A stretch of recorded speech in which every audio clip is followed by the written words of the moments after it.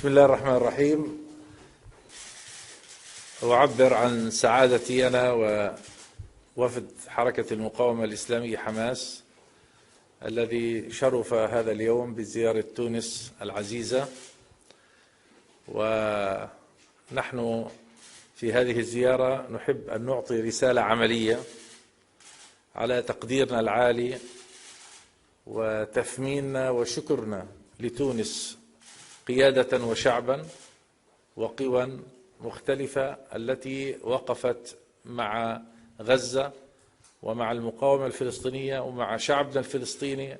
وهو يدافع عن أرضه في ظل الحرب العدوانية الإسرائيلية الأخيرة.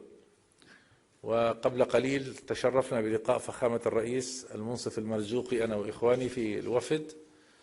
وحقيقة نحن أمام الإعلام نكرر شكرنا وتقديرنا لفخامته، فموقفه كان شجاعا ومتميزا وأصيلا أثناء الحرب كما كان قبل ذلك وكما سمعنا منه الآن، فهو موقف مبدئي لإيمانه بالقضية الفلسطينية، فيشكر على موقفه وعلى الجهود التي بذلها هو وحكومته والدولة التونسية مع تعاطف الشعب التونسي المعروف وإجماع الشعب التونسي على قضية فلسطين.